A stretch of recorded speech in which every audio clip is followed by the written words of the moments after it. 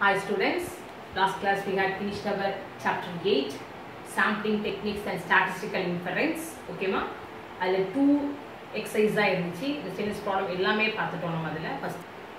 First exercise standard error பார்த்தோம். Next வந்து sampling, types of sampling, அப்புறம் point estimation, interval estimation, confidence level of significance, அப்புறம் hypothesis, best hypothesis, null and alternative hypothesis, எல்லா கான்செப்டும் chapter 8ல finish பண்ணிட்டோம். இன்னைக்கு புதுசாக ஒரு சாப்டர் நம்ம ஆரம்பிக்க போகிறோம், சாப்டர் 9. ஓகேயா? சொல்லியிருக்கேன் எல்லா சாப்டர் ஃபினிஷ் பண்ணோட புக் பேக் வேர்ட்ஸ் வரிசையாக நம்ம பார்த்துட வேண்டியதான். ஓகேயா?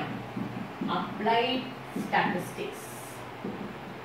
ஓகே, ரொம்ப இன்ட்ரெஸ்டிங்காக இருக்கும். 3 எக்ஸசைஸ் இருக்கு. So here the introduction. The term applied statistics refers to the use of statistical theory to conduct operational activities in a variety of fields in real life situation. Today, the application of statistics are an indispensable part of any and every activity. There are many fields in which statistical concepts can be applied. Some of them are business decision making, finance, marketing, economics, social science, industry, agriculture, etc. An important aspect of applied statistics is to study about the present and future behavior of the activities performed in an industry.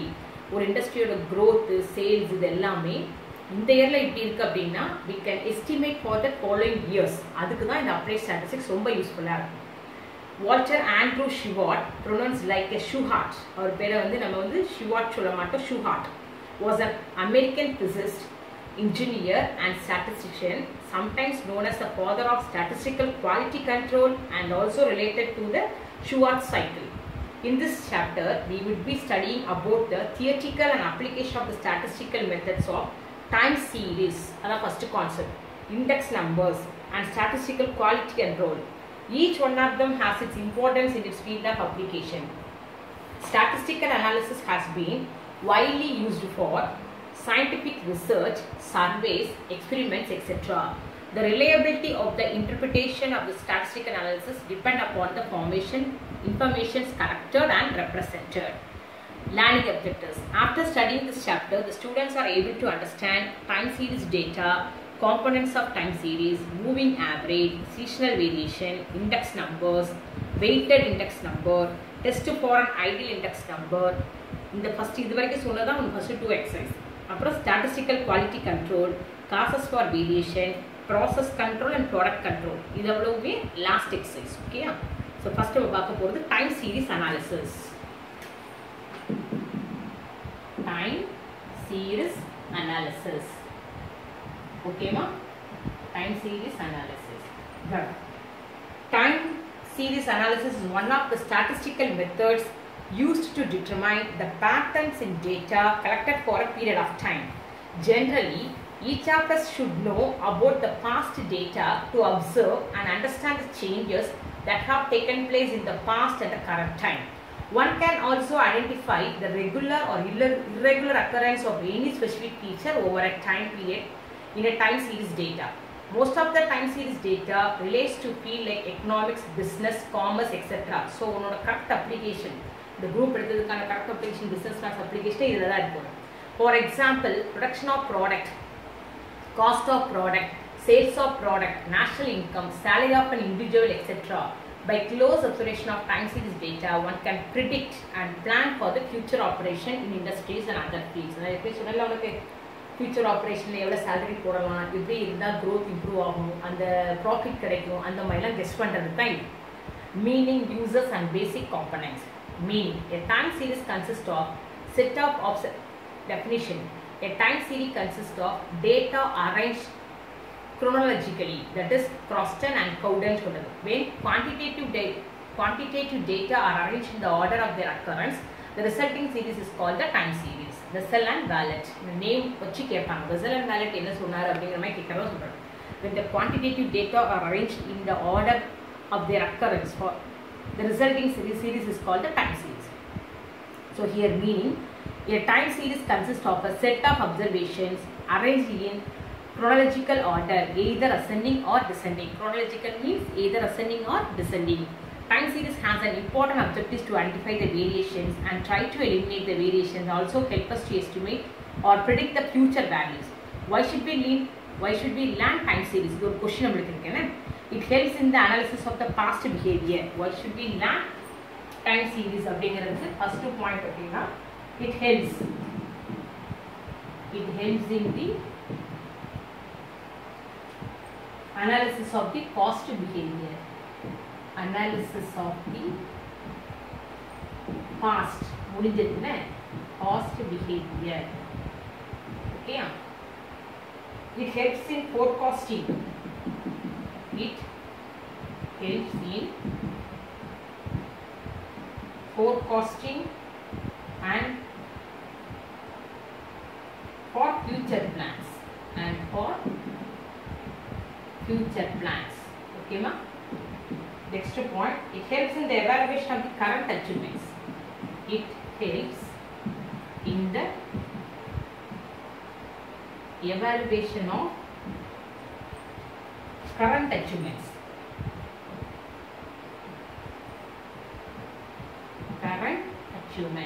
Okay. Next, it helps in making comparative studies between one time period and others. It helps in making comparative studies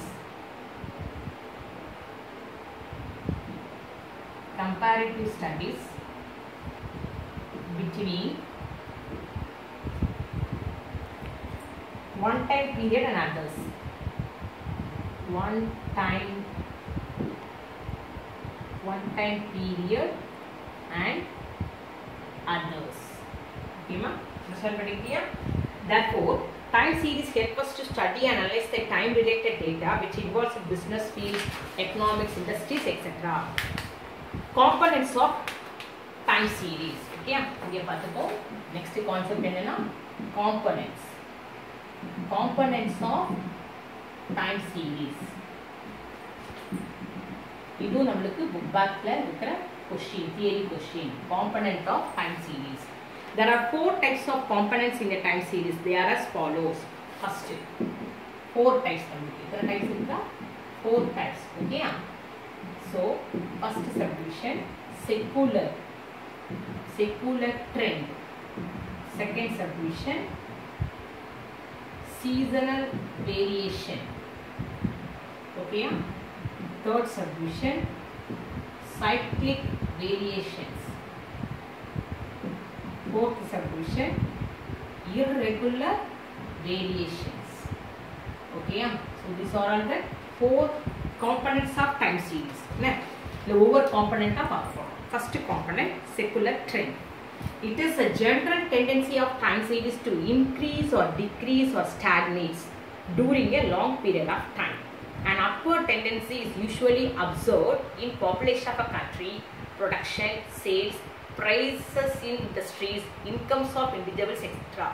A downward tendency is observed in death, epidemics, prices of electronic gadgets, water sources, mortality rate, etc. It is not necessary that the increase or decrease should be in the same direction throughout a given period of time. So, secular trend and in a general tendency of time series, increase ஆகிறது, decrease ஆகிறது, அப்படியே stagnate னா lag ஆகி இருக்கிறது, தேங்கி கிடக்கும், stagnates during a long period of time. ஓகேயா?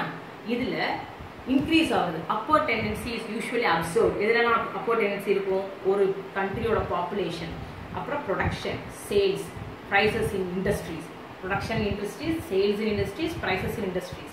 அப்புறம் ஒரு இன்கம் ஆஃப் இண்டிவிஜுவல், ஒரு இண்டிவிஜுவலோட இன்கம், இது எல்லாமே அப்வர்ட் டெண்டன்சி, இன்க்ரீஸ் ஆகிட்டே இருக்கிற மாதிரி இருக்கும். Okay, a downward tendency is observed in, நல்லா பார்த்துப்போம். நம்மளுக்கு எது வந்து டிக்ரீஸ் அப்படிங்கிறத பார்க்குறோம் அப்படின்னா death, epidemics, prices of electronic gadgets decrease ஆகுது அப்படிங்கிற மாதிரி. ஓகே, ஸோ இதுதான் செக்குலர் ட்ரெண்ட். நெக்ஸ்ட் என்னன்னா seasonal variation. As the name suggests, tendency movements are due to nature which repeat themselves periodically in every season. These variations repeat themselves in less than 1 year time. It is measured in the interval of time. Seasonal variations may be influenced by natural force, social custom and traditions.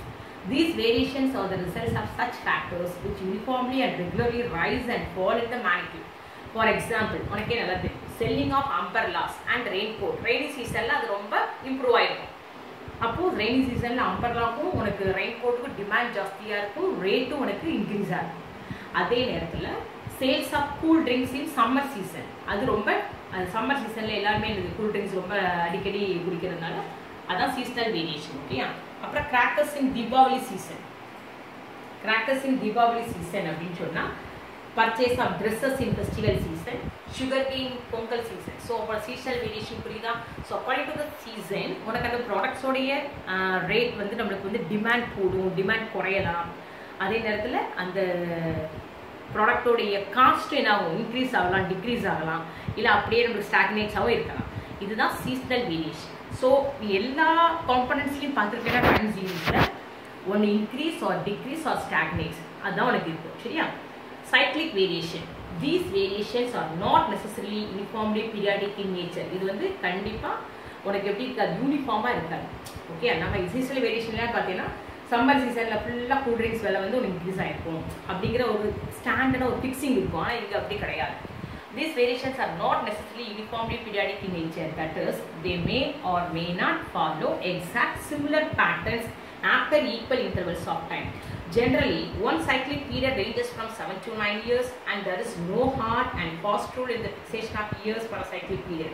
For example, every business cycle has a start, boom, depression. இது ஒரு வந்து அந்த business peopleக்குள்ள ஒரு இது மாதிரி logo மாதிரி. Start, boom, depression, then recover. Maintenance during booms and depressions, changes in government monetary policy, changes in interest rates. So start, boom, depression, recover. இது எல்லாமே ஹைபன் போட்டுட்டா.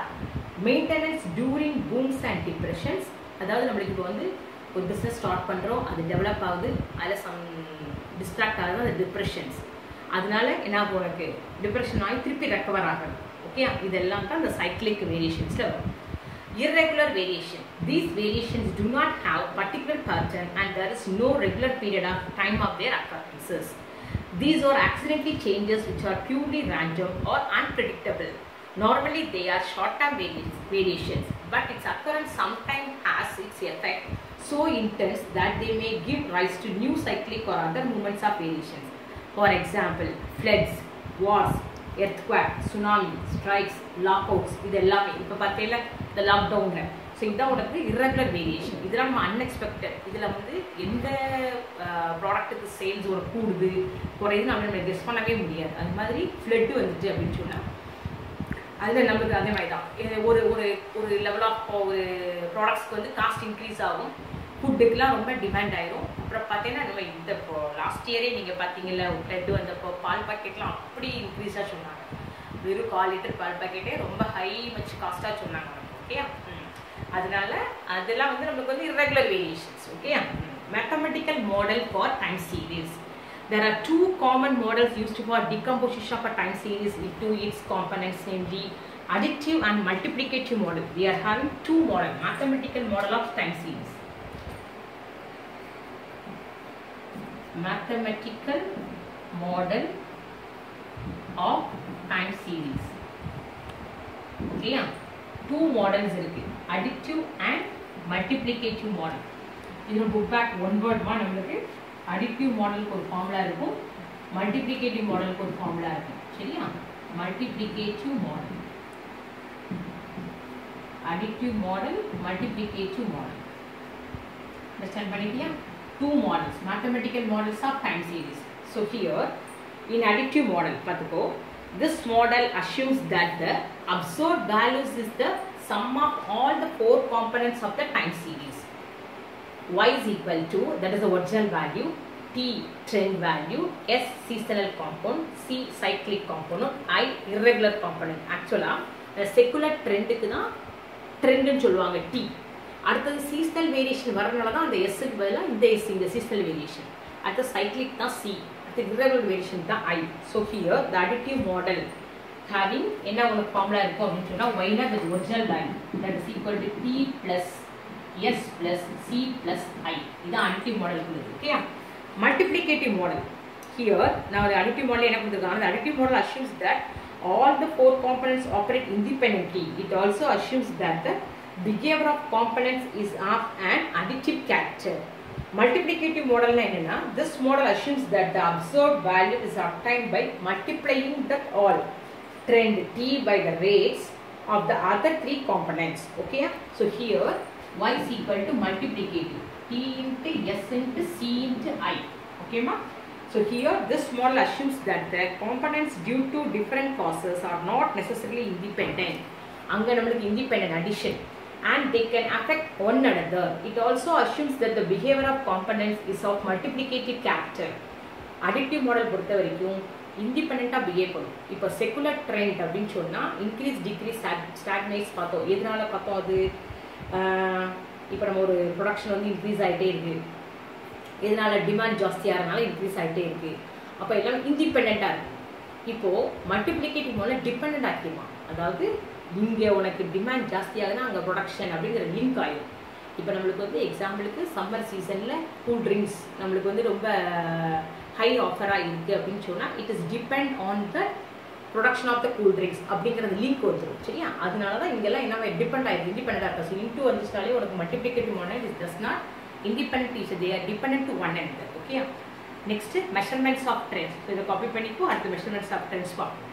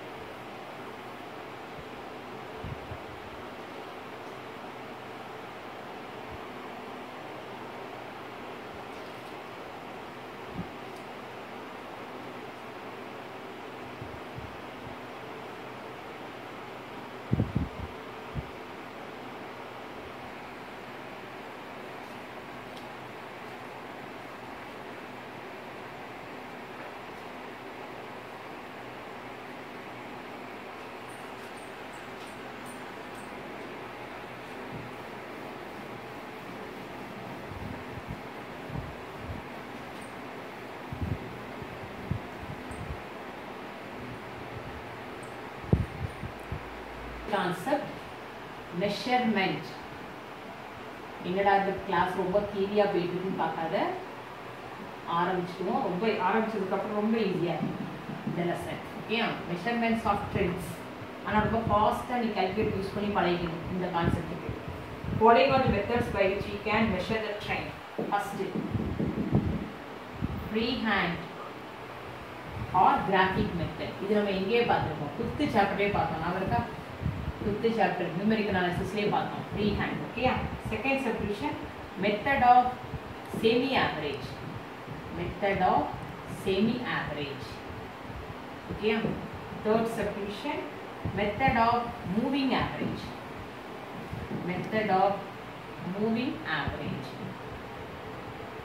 Okay, next one the method of least squares.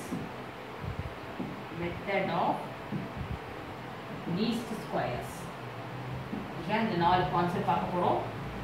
இதுல இன்னைக்கு எவ்வளவு பார்க்க முடியும்னு பார்ப்போம். First freehand or graphic method. It is the simplest and most flexible method for estimating a trend.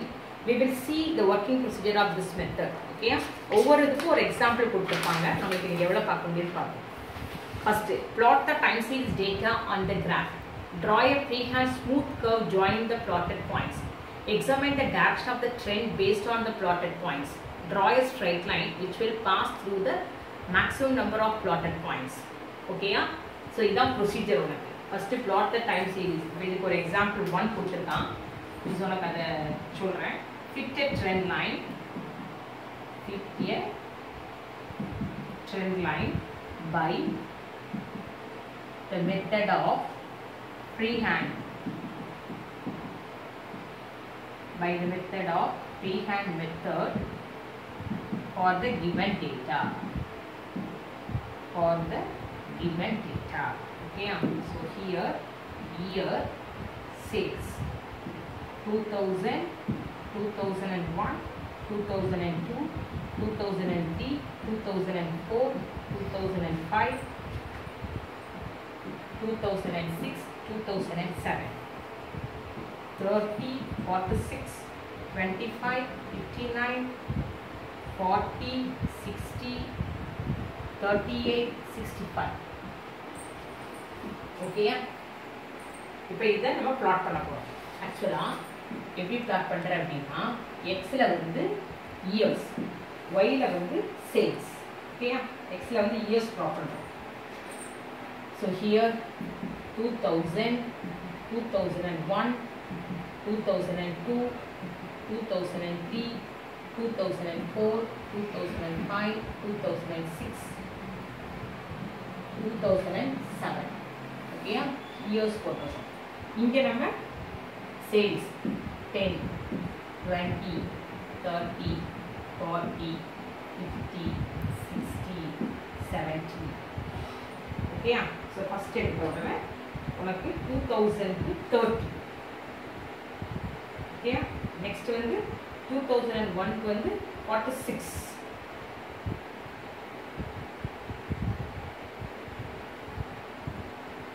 2002 க்கு வந்து 25.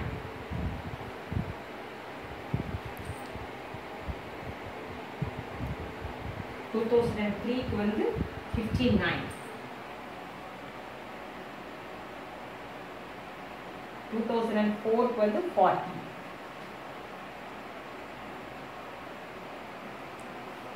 2005 க்கு வந்து 60.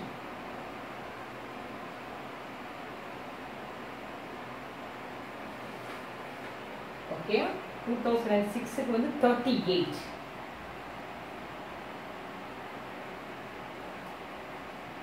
2007 க்கு வந்து 65.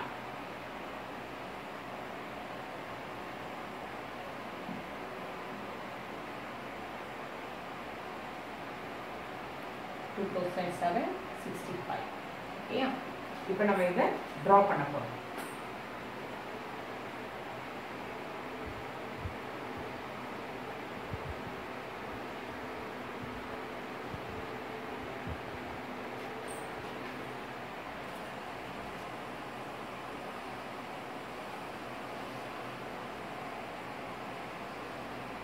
Okay,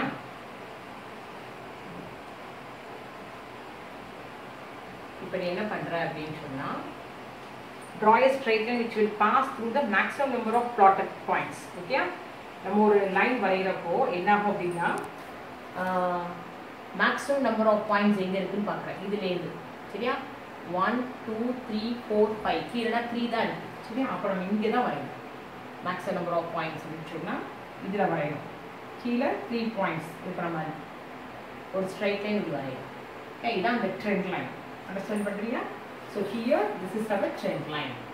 அவ்வளவுதான். So இங்க நீ வந்து இத மார்க் பண்ணிக்க. 30, 46, 25, 59, 40, 60, 65. maximum numberல என்ன அர்த்தம்? பாயிண்ட்ஸ் இல்ல, வேல்யூஸ். எதுலலாம் பெரிய பெரிய வேல்யூ இருக்கோ அதுல அது கிராஸ் பண்ணி நீ டயகிராம் வரையணும். ஸோ அந்த லைனுக்கு மேலே ஃபுல்லாக மேக்ஸிமம் நம்பர் இருக்கணும். அப்படிப்பட்ட ஒரு டயகிராம் வரைஞ்சினா அதான் எனக்கு ட்ரெண்ட் லைன். இது பேர் தான் உனக்கு trend line. Okay, trend line. Understand பண்ணிட்டியா? புரியுதா? சரி. அப்போது இதான் ஃப்ரீ ஹேண்ட் மெத்தட். இது எக்ஸசைஸில் சம் கொடுத்துருப்பாங்க, நீ வரைஞ்சி பார்த்தீங்கன்னா புரியும். நீ வரையும் போது நீ வரைகிற அந்த லைனுக்கு மேலே உள்ள அபோவ் பாயிண்ட்ஸ் எல்லாம் draw a straight line which will pass through the maximum number of plotted points.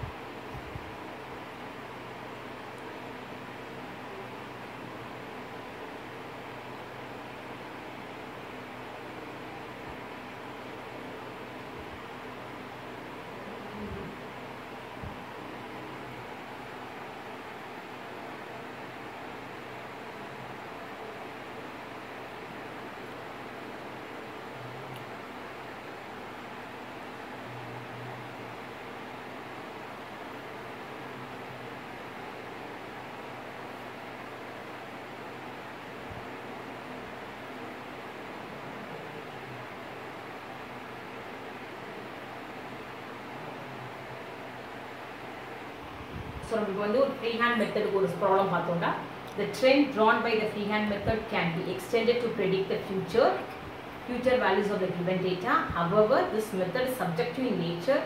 Predictions obtained by this method depends on the personal bias and the judgment of the investigator handling the data. So, நம்ம next method of semi-averages பார்க்க போறோம். In this method, the semi-average are calculated to find out the trend values. Now we will see the working procedure of this method. But the data is divided into two equal parts. In case of odd number of data, two equal parts can be made simply by omitting the middle year. Okay? ஈவனாக இருந்தால் ஈஸியாக 8னா 4 பிடிச்சிருவேன். ஆனால் அதே இது உனக்கு 9 இருக்குது அப்படின்னு சொன்னால் ஃபஸ்ட்டு 4 லாஸ்ட்டு 4 நல்ல மிடில் இயரை ஒமிட் பண்ணிடலாம். Omitting the middle year. The average of each part is calculated. Thus we get 2 points. Each point is plotted at the midpoint of the each half. Join the 2 points by a straight line. The straight line can be extended on either side. This line is the trend line by the methods of semi-averages. புரிஞ்சிட்டியா? Procedure understand பண்ணிட்டியா? நம்மளுக்கு வந்து 4 parts இருந்துச்சுன்னா இது ஒரு example பார்த்துருவோமா? Example 2. Pick a trend line. Pick a trend line using method of semi-average கொடுத்துருவாங்க. Okay? By the method of semi-average. By the method of semi-average for the given data. So here year is direct on the production 2000, 2001, 2002, 2003, 2004, 2005, 2006. Okay, so here 105, 115, 120, 100, 110, 125, 135. Okay, இப்போ நீ வந்து average இதுதான் some nums டேரெக்டாக அதை போட்டுருக்கோம் அப்படின்னா ஆக்சுவலாக இங்கே வந்து ஆன் நம்பர் 1, 2, 3, 4, 5, 6, 7. ஓகே மிஸ் அப்போ என்ன பண்ணுறேன் இந்த நம்பரோட ஒமிட் பண்ணிடுறேன். You have to left out this. அப்போ இதை முழுக்க ஆவரேஜ் இருக்கும். சரியா? அப்போ என்னாகும் 105 + 115 + 120 by 3. So this is equal to 1113.33. அடுத்து இந்த மூணு 110 + 125 + 135 by 3. இதுதான் செமி ஆவரேஜ் மெத்தட். 123.33. ஓகே, இது எப்படி டயக்ராமா நீ போடுற அப்படின்னு பார்த்தீங்கன்னா இந்த டயக்ராம்ல 2000, 2001, 2002, 2003, 2004, 2005 ஆவரேஜ் கண்டுபிடிச்ச உடனே இந்த 113.33 இந்த 2000, 2001, 2002 மிட் பாயிண்ட் 2000 போய் பிளாட் பண்ணணும். 113.33. ஓகே, அதே பிளாட் பண்ணணும் 113.33. அடுத்து இந்த இருக்கிற டேட்டாவை 2005 இந்த மூணோட மிட் பாயிண்ட் 2005ல போய் நீ பிளாட் பண்ணணும் 123.33. சரியா? 123.33. ஓகேமா? ஸோ இதைத்தான் இப்போ என்ன பண்ணிக்கணும், இதெல்லாம் பார்த்துக்கோ. 2005ல போய் நம்ம பிளாட் பண்ணோம். இதை நீ ஜாயின் பண்ணுறேன். இதான் ட்ரெண்ட் லைன். காப்பி பண்ணிக்கோ. தேங்க்யூ.